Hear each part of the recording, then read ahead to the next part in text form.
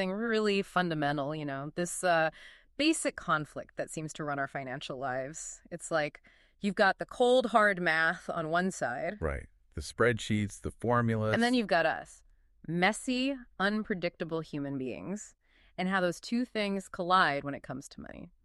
We looked at a bunch of sources on this, and honestly, the main idea they all seem to circle back to is almost, well, it sounds too simple. What is it? It's basically this: doing well with money.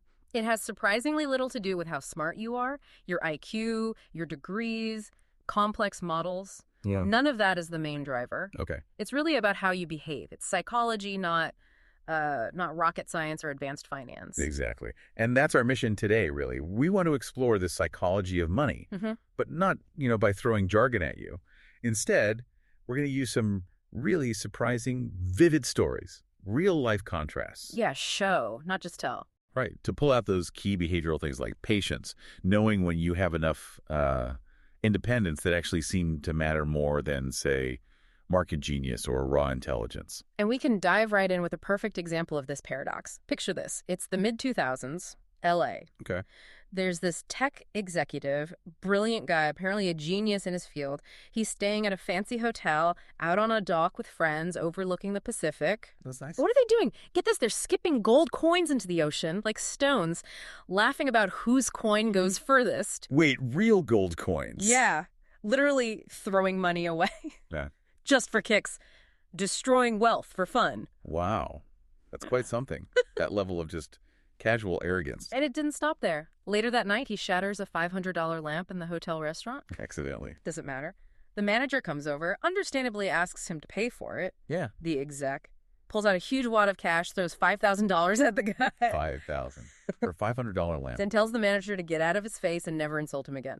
Okay, you can probably guess where this story ends. You totally can't. That kind of recklessness, that complete lack of respect for money. Well, it didn't last. He went broke. Eventually. Okay, now let's shift gears completely. Travel far away from LA, up to rural Vermont. Let's talk about Ronald Read. Ronald Read. Okay, who was he? The complete opposite of that tech exec. Totally unremarkable on the surface. He was a janitor, worked as a gas station attendant too. So, no fancy degrees. Zero formal financial education. Bought a small 2-bedroom house for $12,000 when he was 38. Lived there his whole life. Main hobby: chopping firewood. Okay, simple life. Very simple. But here's the kicker. When Ronald Read died in 2014, it actually made the news. Why? Because he was a janitor. Because of his net worth. Think about it. Millions of people die every year. That year, fewer than 4,000 of them had a net worth over $8 million. Don't tell me. Ronald Read was one of them. Over $8 million. And he left most of it, about $6 million, to his local hospital and library. A janitor with $8 million. Seriously, how does that happen? Lottery. Inheritance. Nope. Nothing like that. When people looked into it, his strategy was almost, painfully simple. Go on. He saved what little he could from his jobs. He invested that money in solid blue chip stocks. Okay. And then he just waited. He didn't trade. He didn't chase hot tips. He just held on to them. For decades, like 60 years, he let compounding do its magic. 60 years. That's it. His secret weapon wasn't genius, it was patience. Something anyone can try to have, right? Not some exclusive knowledge. But holding on for that long, through all the market crashes and booms, that takes incredible discipline, doesn't it? More than just patience, maybe, like emotional control, ignoring the noise. You nailed it. That's the core insight, I think. The critical skill wasn't analyzing companies, it was controlling his own emotions, his behavior. Okay, now let's contrast Read with someone else. Richard Fuscom. Fuscom. Rings a bell. You should. Harvard MBA, top executive at Merrill Lynch, retired super young, in his 40s, lived large. The large. Borrowed heavily to buy and maintain this massive, 18,000 square foot mansion in Greenwich. 18,000 square feet. Good grief. 11 bathrooms, 2 pools, the whole 9 yards. His maintenance costs alone were apparently over $90,000 a month. $90,000 a month, just to keep the place running. Exactly. Leverage to the hilt. Then, 2008 happened. The financial crisis? Yep. His leveraged, illiquid fortune just vanished. Poof. He declared bankruptcy. Lost the mansion in a foreclosure auction. And this was around the same time. Just a few months before Ronald Read's quiet $8 million fortune came to light. Wow. The contrast is stark. It's incredible, isn't it? You've got the Harvard-trained finance executive and the rural janitor. Worlds apart in education, experience, intelligence, arguably. But their financial outcomes were completely flipped. Purely down to behavior, temperament, patience versus, well, excessive borrowing and spending. It really makes you think. If a janitor can outperform a top exec, maybe finance isn't like other fields. Maybe it really is a soft skill where how you act matters way more than how much you know. Behavior trumps brains, in a way. And acknowledging that behavior is key forces us to look at something else, something kind of uncomfortable. What's that? The huge role of things, totally outside our control. Luck. And its flip side, risk. Ah, the random factors? Exactly. As one source puts it, in finance, nothing is ever as good or as bad as it seems. Outcomes get amplified by these external forces. Okay, give me an example. Well, think about Bill Gates. Obviously brilliant, right? But his start had this element of just incredible luck. How so? He went to Lakeside School in Seattle. Back in 1968, Lakeside was basically one of the only high schools in the world that had a computer, a real-time terminal. In 68? That's crazy early. Insanely early. So Gates and Paul Allen got essentially unlimited access to this cutting-edge tech when they were kids. Most university grad students didn't have that kind of access. So right place, right time. Pure luck of the draw for which school he went to. You could call it 1 in a million luck. It massively amplified his natural talent. Okay, that makes sense. But you mentioned risk being the flip side. Right, because there was a third member of that little computer group at Lakeside, Kent Evans. Gates has said Evans was his best friend back then. Just as smart, just as ambitious. Another prodigy. Totally. Yeah. Gates thought he would absolutely have been a founding partner of Microsoft. So what happened? Kent Evans experienced the other side of that randomness. 1 in a million risk. He died in a mountaineering accident before he even graduated high school. Oh, wow. That's awful. Terrible. But see the point. Same talent, same incredible opportunity, same moment in history, but radically different outcomes because of sheer unpredictable chance. One got world-changing luck, the other got catastrophic risk. So luck and risk are like siblings, two sides of the same random coin. Precisely. And we humans are weird about it. We tend to downplay luck when we look at huge successes, right? Yeah. It feels almost rude to say a billionaire got lucky. We prefer the sole genius narrative. Sure, it diminishes their effort, maybe. But when we fail, we often jump straight to blaming the dark side of risk. You know, the market turned against me. It was unforeseeable. Yeah, it protects our ego.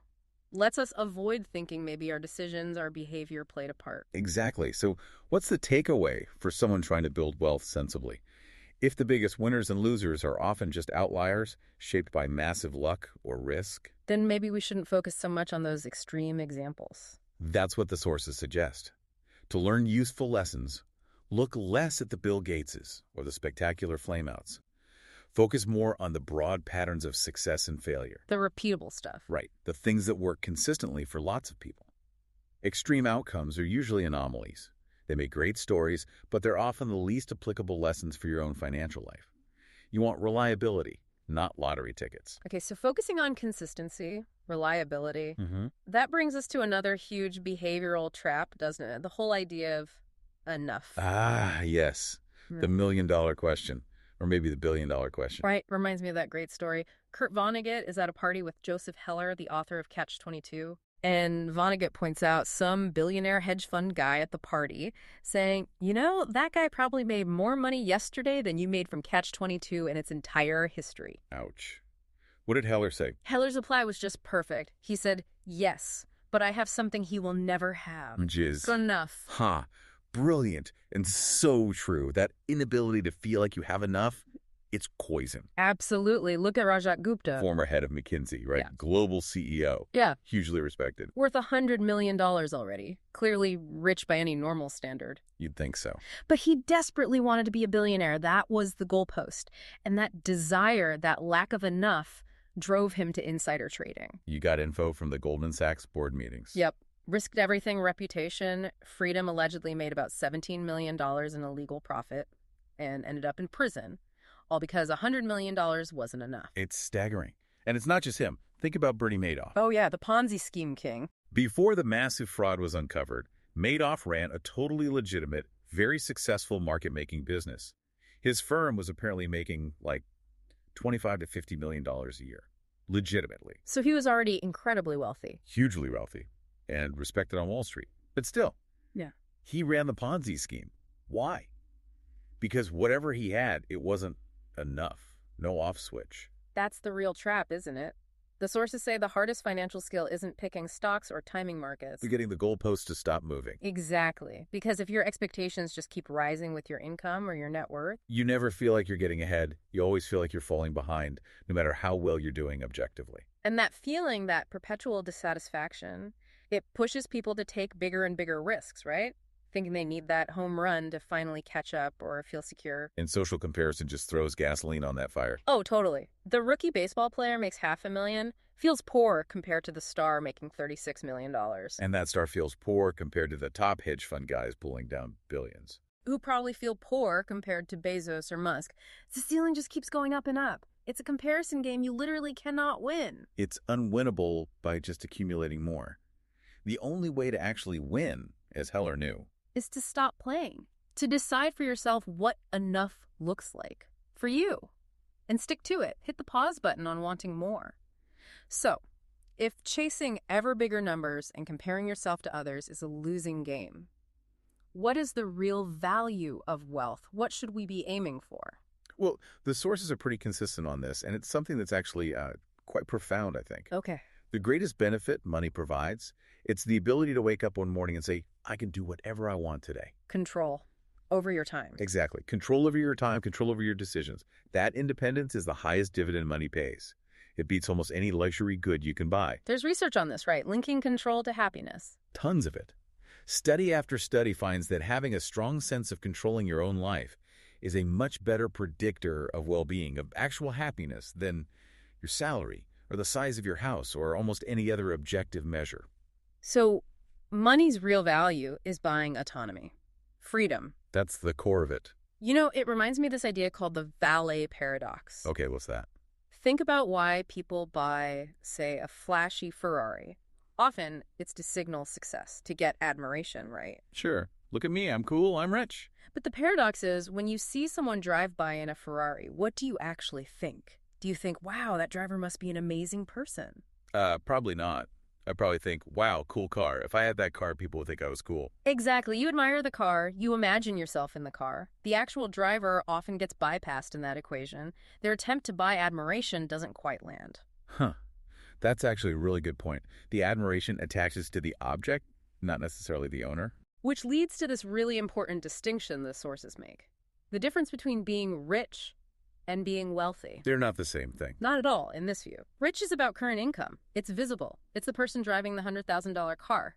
Easy to spot. Okay, so wealthy is. It's real. Wealth is hidden. It's the income you didn't spend. It's the assets you've accumulated that aren't necessarily flashy.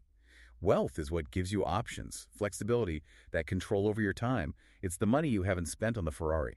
So wealth is savings. Assets not immediately visible. You could say wealth is the gap between your ego and your income. It's choosing to save and invest, giving you future freedom, rather than spending to signal status today, like Ronald Reed's hidden fortune versus the tech exec's visible spending. That really reframes things. The practical takeaway seems huge. It is. Using money to buy time and options like having enough savings to quit a job you hate and look for one you love, or to handle a medical emergency without panic. Or just to weather a recession without selling stocks at the bottom. Right.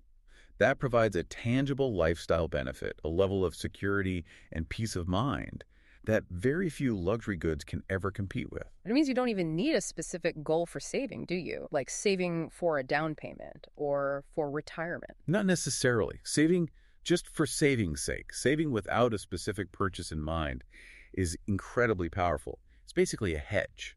A hedge against what? Against life's inevitable surprises. Because life will throw curveballs at you, often at the worst possible moments. Having that cushion, that wealth, gives you endurance. Hashtag tag outro. So if we try to boil down these behavioral lessons, what should you, the listener, take away? One key idea is aiming to be reasonable rather than purely rational with your money. Reasonable, not rational. What's the difference? Well, purely rational might mean complex optimization on paper. Reasonable means doing things that make sense for you, that account for your emotions, that let you sleep at night. Like avoiding strategies that might be slightly better mathematically but would cause you huge stress. Exactly. Think about Harry Markowitz, the Nobel Prize winner for portfolio theory. How did he invest his own money? I don't know, ultra-sophisticated models. Nope. He split it 50-50, half stocks, half bonds. Why? Not because his math said it was perfectly optimal, but because he said he wanted to minimize his future regret. He knew himself. That's reasonable. That makes sense. It links back to what we said earlier, survival is key. Staying in the game long enough for things like compounding to work. Absolutely. Look at Jesse Livermore.